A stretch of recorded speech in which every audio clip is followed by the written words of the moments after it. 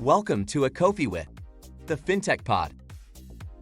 We'll explore the latest trends, innovations, and ideas shaping the financial industry. Join host Alex Irigoyen as he interviews leading experts in the field. Learn from top CFO, tech leaders, investors, and many more. Join us and get inspired. Let's get started. Hi, everybody, and welcome to a new episode of A Coffee With. Today we have with us Alexa Cortis. Alexa, thank you very much for joining us. I'm very excited to have you in here. First podcast that we do in live here in Austin. Yay, thank you so much for having me. Awesome. How it's been your week so far? I'm very excited that it's Friday. I was gone for a while in LA doing some podcasts actually, so it's nice to come back here minus the heat. Yeah. But how about yours? Well, it's been terrible. Yeah. So I've been practicing soccer a couple of days and having plus 100. It's been tough. I guess you probably burn 3 times extra calories if it's like 1,000 degrees outside when you're working out. Yeah, absolutely. But here in the office, always with the jacket. So that balance, it's not my favorite, but it's good. Yeah, me too. Awesome. Thank you for joining us, Alexa.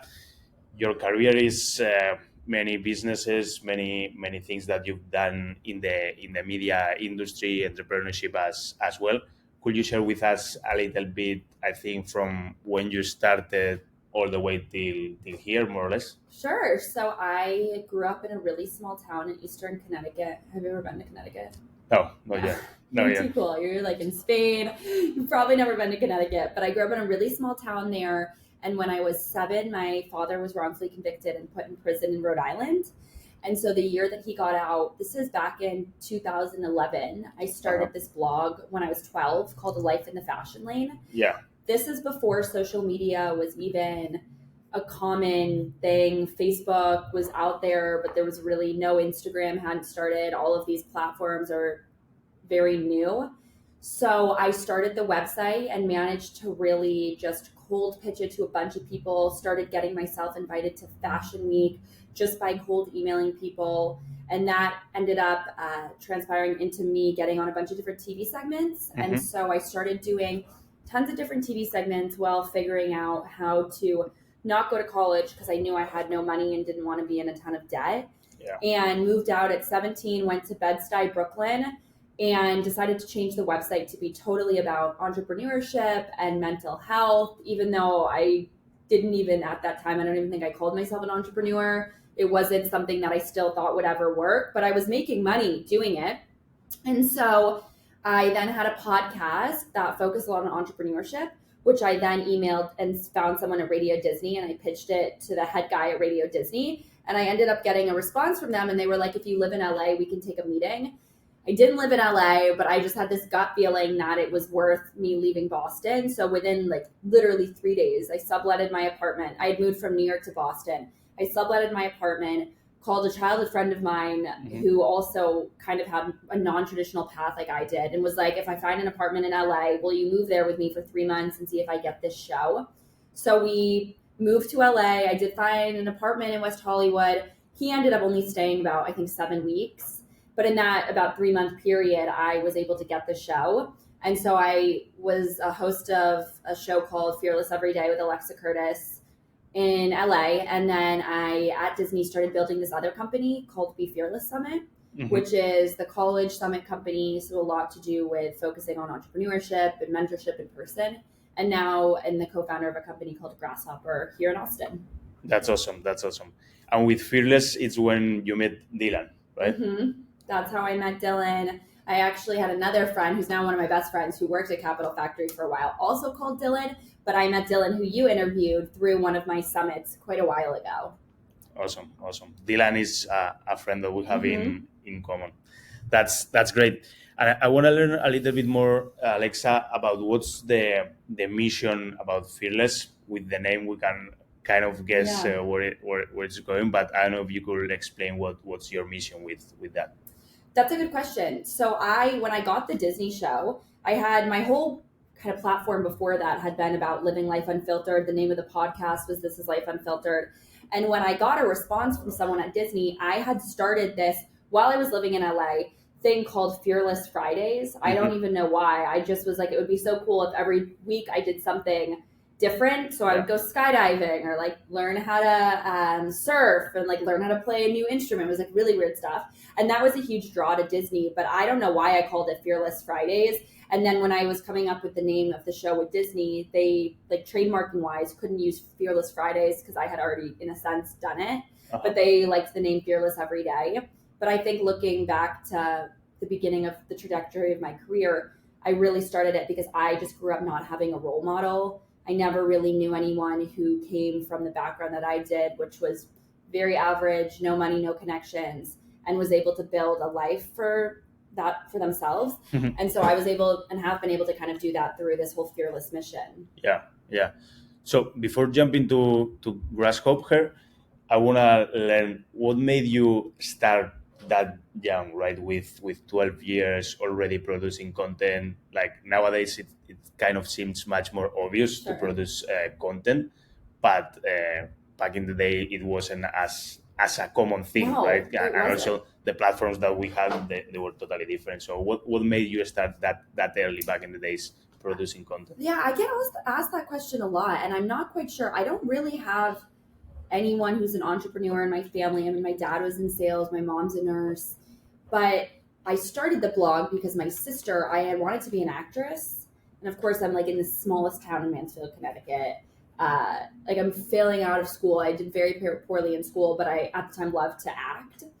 But acting is obviously very difficult. I didn't live close enough to New York to get there often for castings. I didn't live close enough to Boston, so I felt very trapped. And my sister at the time, my older sister, was living in New York, and she had read about a girl named Tabby Jevinson, who was one of these OG teen bloggers. I mean, back in 2010, 2011.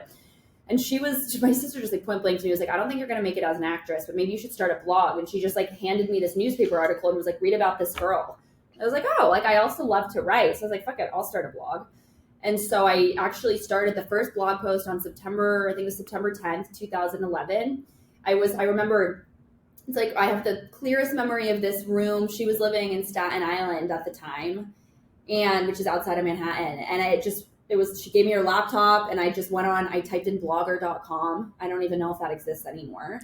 Never heard about this. Yeah. You could buy like a domain, and I didn't buy a domain. It was a lifeinthefashionlane.blogspot.com. Now you have to go to like GoDaddy and then MailChimp, all that. I didn't do any of that. I was 12, right? It's not like I had a credit card.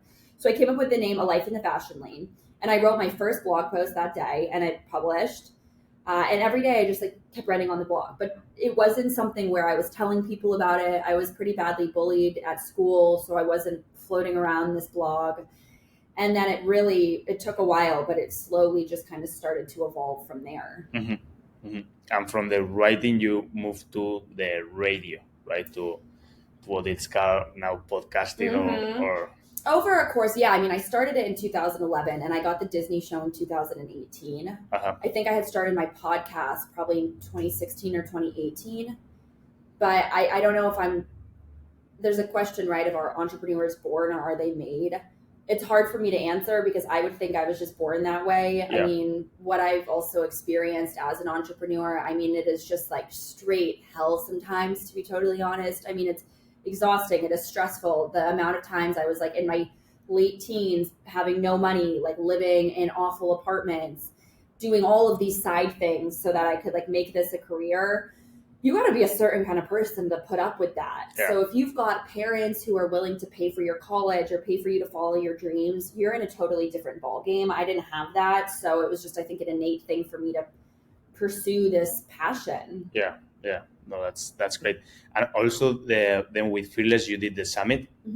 How was that? How did you came up with the idea of doing the summit? Also, the COVID hit, right, while you were doing the summit. So can we learn a bit more about that? Sure. So I had gotten the Disney show, and then while I was at Disney, I had been asked to speak on a lot of different panels. And at this point, I really was talking about entrepreneurship, how to build a business, how to build a personal brand.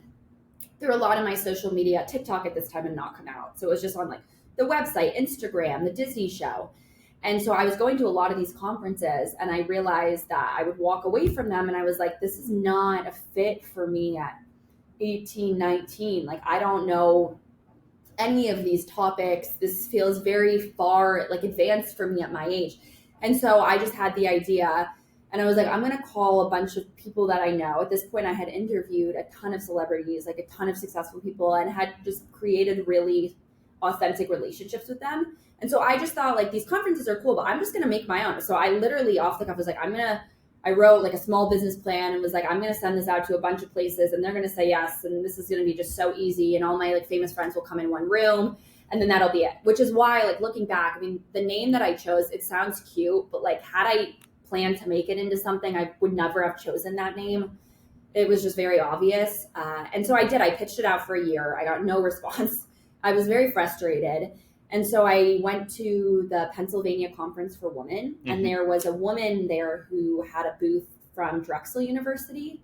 And I walked literally, like, I beeline right to her after I spoke, and I just was like, hey, I have this idea. And I literally was like laughing. I was like, literally no one wants it. I'm pretty sure it sucks, but like, out of interest, in case you want it, it's really cool. I want to bring a bunch of people that I know together and speak. And she was like, oh, this is really interesting. Like, we should set a meeting. And I was like, okay. So I like emailed her this business plan over, got a meeting with everyone at Drexel. And I went, I stayed in Philly, and they were like, we'll give you the space, but we won't pay you anything. And so what ended up evolving is I put together in like 4 or 5 months this insane conference, like 500 students. I had sponsors. I lost money on it, but I was able to make close to what I had. Put on credit cards and debt to do it. And it ended up being like back-to-back panels and a full catered lunch by Shake Shack. So during it, the planning of it was incredibly overwhelming. It was so stressful. I had never done something like that before, but the after effects of it, the response from people was so positive that I just was like, wow, maybe I'm onto something. And so I ended up pitching it also to UC Berkeley, Vanderbilt, and that's when COVID happened. So we did some virtually. And then last year actually was the first 2 colleges that have paid money. So UConn paid and Central Connecticut State University paid. And now with Grasshopper, we've decided no longer to like rely on the colleges to pay, but we'll host Grasshopper sponsored summits next year. That's a long story, but that's kind of how it evolved. That's awesome. And right now with Grasshopper, what are you exactly doing? What's the mission of the company? So Grasshopper is a career development technology. So we help women reach their financial and career goals through content and webinars, through these summits, and through this pretty robust community behind the scenes of young working professionals who are really striving to get to the next phase of their career, achieve the pay that they want to, and really set themselves up financially for success. And so it's been really cool. It's my first time working with a co-founder, but it's been really awesome to be able to see this community that I also had built prior with the summits and with the Disney show, to be able to meet so many of these girls in person and have a product for them now that's more than just me. Before it was just me speaking, me interviewing, whatever. And so now it's cool because I'm able to say, this community has women like me, but also a lot of women like you.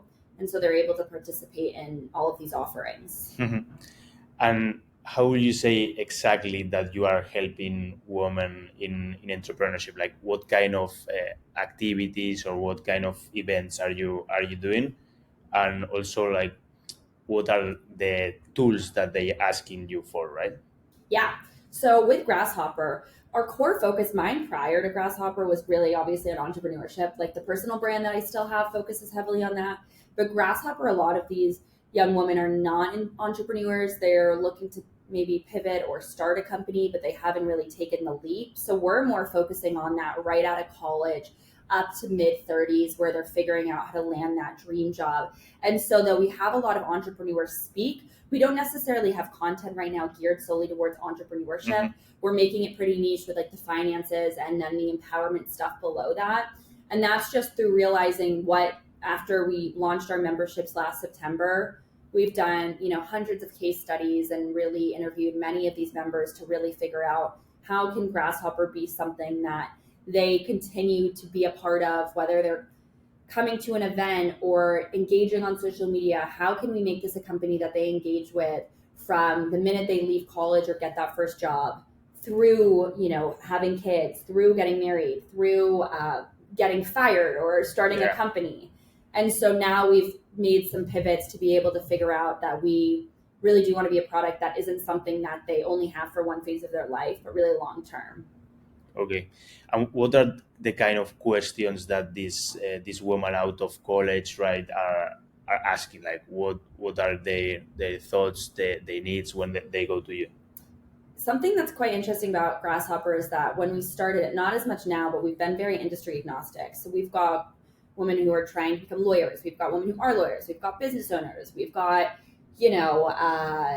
accountants. And so what we've realized is there's definitely a need for more financial literacy content, really starting off though early through these interviews and the questions that they've asked us. So many people were not taught about everything financially from when they were kids. Yeah. And even if they grew up opposite than I did, right, with money, with that access, they still weren't given the tools to be able to create a lifestyle for themselves that doesn't rely on someone else.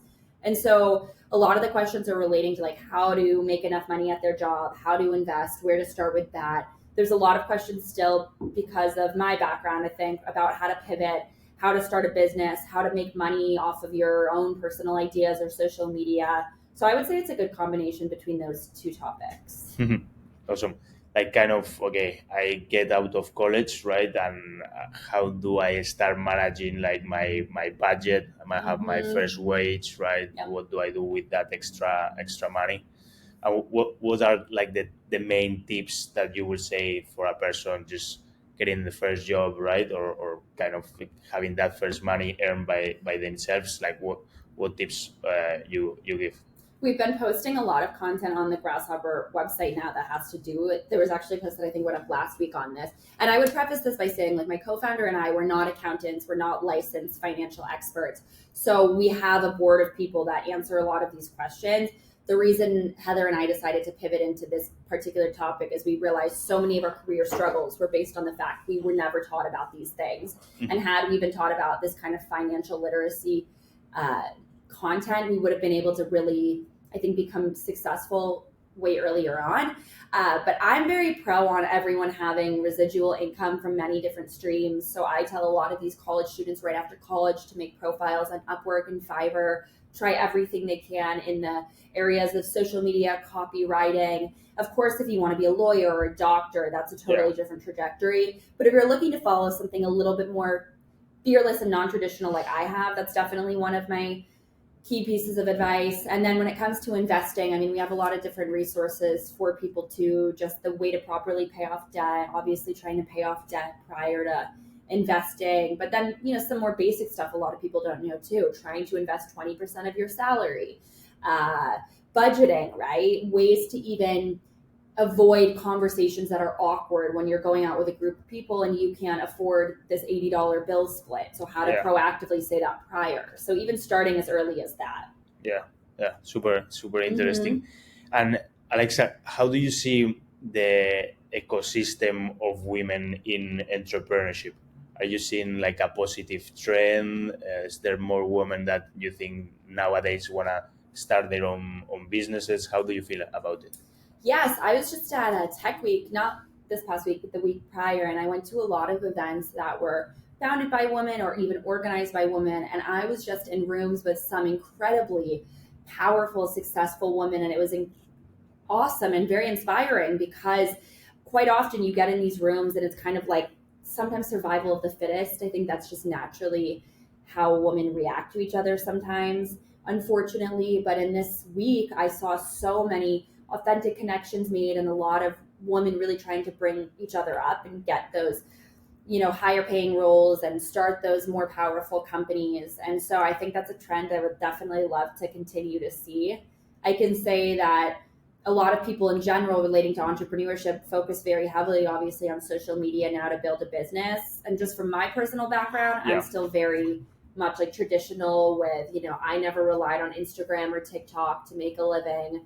Now, I mean, I have multiple streams of that, so it's okay. But I still am pretty adamant on if you want to build a business, you can't just rely on TikTok to allow you to scale. You really have to become varied in the ways that you're making money and the ways that you're building that business. So that's also something that I realized people focus so much on like social media go to viral, and that's not really how you build a successful business. Yeah, so it's kind of using social media as a way to get more sales or more Yeah. customers, or it's kind of the content itself, the product, what you're seeing the most.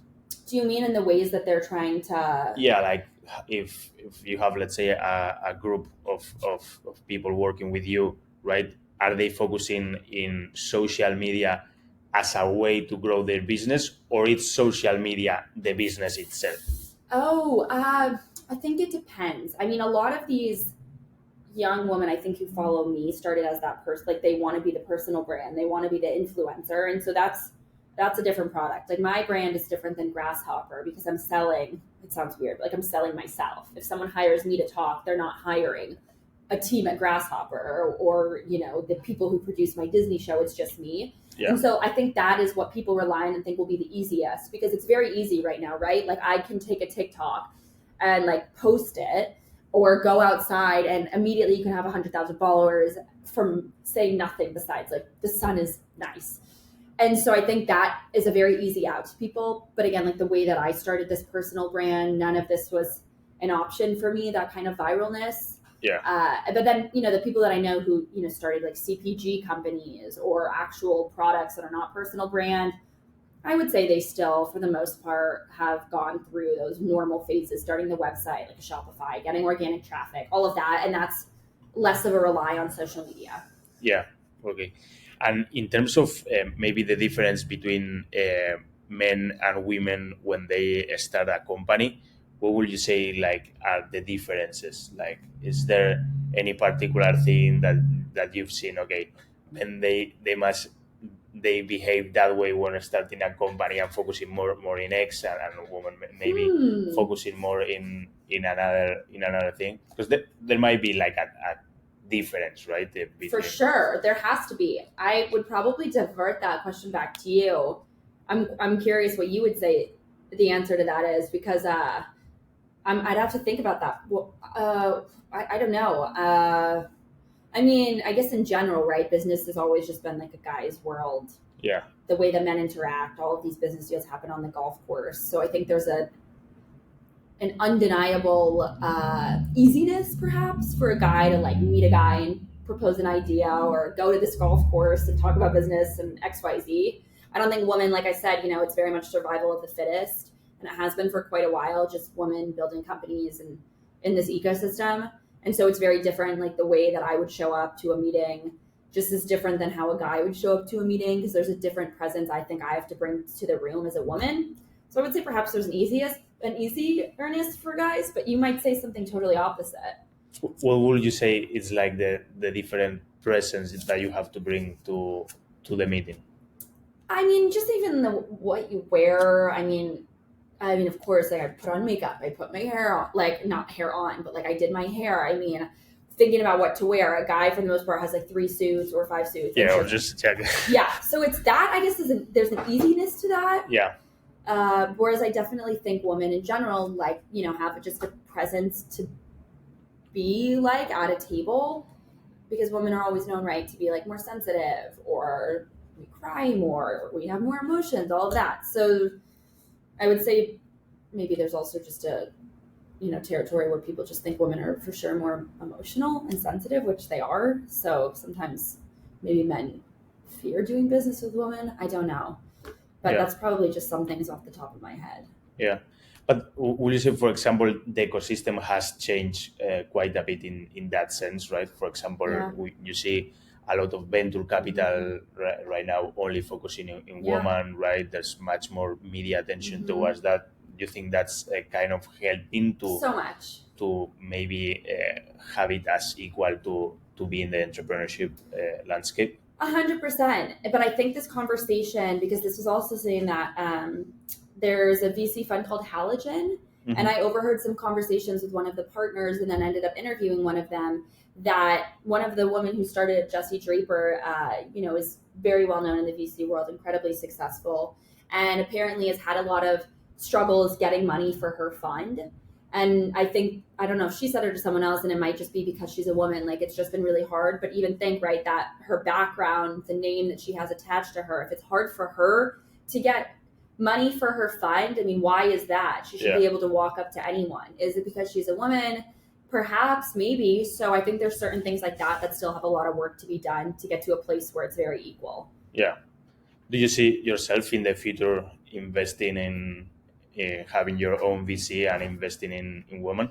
Yes, when my co-founder and I first met a year and a half ago now, one of our very early on conversations is what would we like to do after Grasshopper if it works. Yeah. And we both said the same thing, is start our own funds to invest in other women. So yes, that's something I would do in a heartbeat if this company goes on the hopefully trajectory it's supposed to. Yeah. I think definitely that changes a lot, because there can be many ideas, but of course, in many cases, for those ideas to become real, you need some funding. So if there's that back, right, those ideas can get at the end to be live or to the real world. Whereas if you don't back them, they're just going to stay in there. It's crazy statistically. I can't remember what the exact stat is. I should know this, but I mean, like, less than 10% or something of women's companies are funded and given that opportunity to take off, and that's very disappointing. I mean, that even statistically says right there's a lot of work that needs to be done in this field to where it's equal. Yeah. What categories will you be interested in investing in the future if I started a fund? Yeah, you mentioned consumer packaged goods, right? I'm very interested in the CPG space. I almost thought about starting a company in this space, so definitely that space.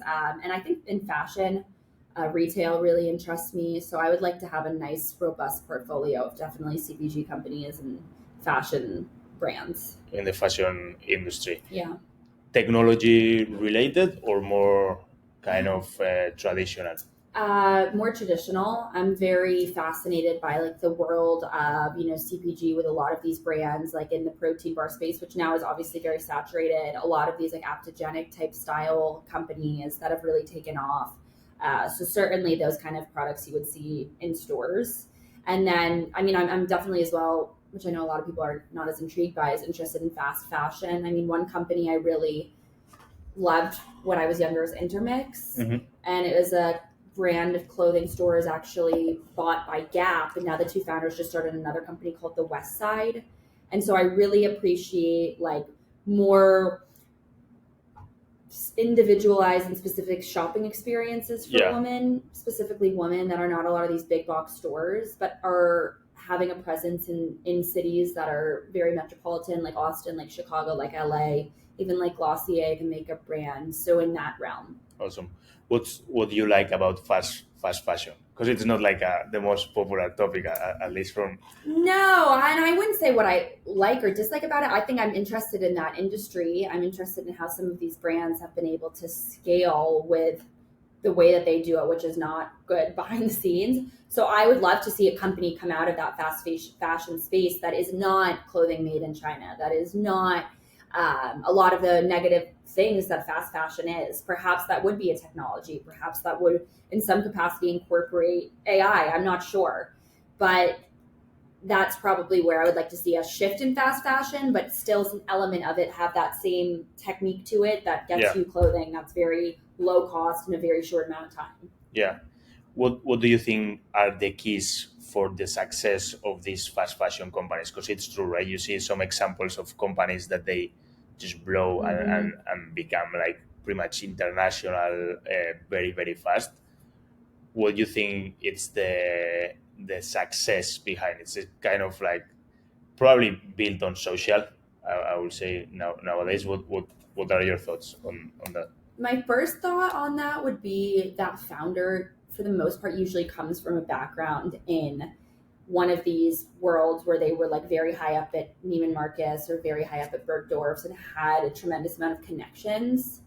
So that is what I've seen be very successful. Now a product like, I actually don't know who started Reformation, but like Glossier, which is the makeup brand. I mean, Emily Weiss, and it's makeup, but she's done something a little bit similar and is obviously I think probably $1 billion company now. And she kind of had connections, but not, I don't think in the sense, but I think specifically in fast fashion, it's a lot of these high-powered prior CEOs that had also the money and the capital to go and make this a thing.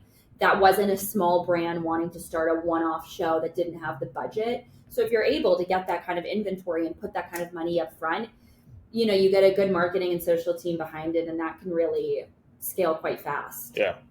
So it has to be something that it's already like with a very strong leadership and with a big capital support, let's say. I think so. I looked up, is it Sheen? There's one of them, Shein. Yeah. I'm pretty sure it's like an older guy who's was a businessman for a very long time and had started it, had able, I think, to have a lot of access to the factories where the clothing is made and stuff. So I think, yeah, it's very traditional that way. I mean, I haven't seen a 25-year-old or a 30-year-old make a fast fashion brand that I know of. Yeah. So I would think it's probably that. Okay.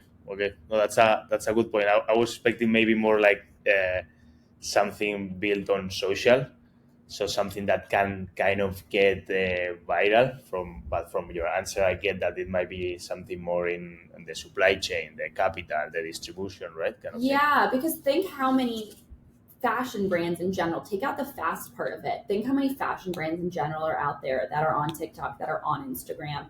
The only thing that makes these few that have become very successful brands different is that they are so cheap. And obviously that's appealing, but a lot of them also started around the time that Amazon did. Yeah. And they were already popular, but then social media was able to take them to the top. Yeah. So they, I think, had a lot of that traction from the beginning like Amazon did, but then with the way that the times have changed, it was easy for them to become even bigger with social media. Yeah. No, that's a good point, because it's definitely seems very hard to deliver, let's say, in the center of New York, a t-shirt for $10, right? Yes, exactly. So these companies have been able to do, which is something that fashion brands have been doing for forever. I mean, frequently I'll go to a high-end designer store where something, and it's all made in China. Yeah. It's very rare that it's made. So in a sense, like, what are they doing? I mean, I'm assuming the way that they treat their factory workers and stuff is terrible, and that's why fast fashion is awful. But this blazer probably was made in China. I mean, these jeans that are like designer jeans were probably made in China. So really, they're doing, the only thing that's doing different is they're able to mass produce it in such low amounts of money to where they have the same blazer, but for $10 when this was, say, $150. Yeah. So, I mean, that's scale and just the amount of product they were able inventory to keep. Yeah. And do you think it's going to be possible to deliver fast fashion without producing it, let's say, in China or in outside the US, in Asia, for example? At this point, I would never say no to anything, because like there's like cars in Austin that don't even have drivers. I mean, that to me is very freaky. So You're asking a question that's like, theoretically, I mean, there's cars that don't even have drivers now. I mean, that's very weird. So probably, I don't know. I mean, at that point, I mean, will there be factories in America where like it's literally all robots, all stitching this stuff together? And yeah, I mean, in that world, of course. Yeah. Sure. How do you think the technology is going to impact the fashion industry? Probably like as you mentioned, producing everything in here, so it just kind of design or self-producing here in a factory and distributed in here. That's what I'd say off the top of my head would be that. But I would be more concerned about, I mean, the thing about fashion is you still need like a really good design team. You still need buyers. You still need people to look at the clothing and put it on models and see what really works. And that to me would be very hard to train a robot to do, but you could train a robot to sew or like drive a car. Yeah. I would be more concerned about the way that these other jobs, accounting and HR and more of these traditional jobs would be impacted by AI and by robots and all of that than fashion. Yeah. Well, maybe I don't know, I really have no idea in this industry, but maybe like with the AI, you could, for example, like companies like Zara, they go to top design shows, right? And they very, very fast on seeing what's the trend, copying that, producing and delivering. Mm-hmm.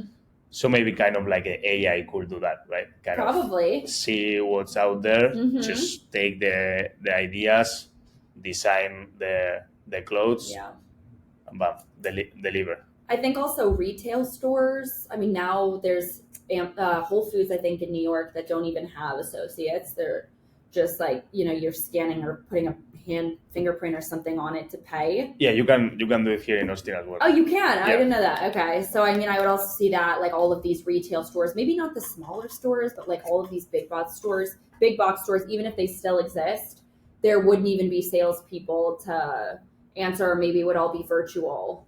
Yeah. I don't know that I would want to ask a robot if a dress looks good on me, but if like you really created a robot where it was like technically a real person and gives you honest opinions, then maybe. Maybe, yeah. Maybe, yeah. It kind of feels like when we see on the internet like the reviews and everything. I kind of trust the reviews more than pretty much any opinion, right? And that kind of already feels to be, it's supposed to be the 100%. Real people behind it, but it kind of feels that it's a kind of a robot, For sure. Yeah. Awesome. So, Alexa, it's been a pleasure having you here today. Before we leave, I would like you to share maybe some tips for those young women starting their careers, like top 3 things that you would say they need to have in mind out of college, or not out of college, just like out of high school or at that young age. 3 tips I would have would be, number 1, to do something every single day that gets you out of your comfort zone. That to me is the whole epitome of being fearless, but it doesn't have to be skydiving. It can be reading a new book or going to a new coffee shop or asking someone for help. Number 1 would be that. Number 2 would be, I got into a lot of debt when I started my career because no one had taught me about credit cards. So it would be to not take out credit cards just because the like opening rates and because you get all these points, to really strategically plan a budget for yourself. And that's very hard if you want to be an entrepreneur. And it's very hard if you're like in college and not really making any money. So just start very small, buy a book, and then have also a spreadsheet on your computer that kind of tracks in a way of what you're spending every week on dinner, what you're spending every week on, if you get your nails done or if you take an Uber, things like that, just so you can get an idea of your budget. And then the third thing that I would say is try and travel if you can, like at least twice a year on your own. I am a big advocate of just like going somewhere on my own and meeting people and making myself really uncomfortable. And I think that's really how I've been able to find out so much of myself, is through those experiences traveling. That's awesome. Great. Thank you very much, Alexa, for joining us today. Thank you. Have a great day. Thank you.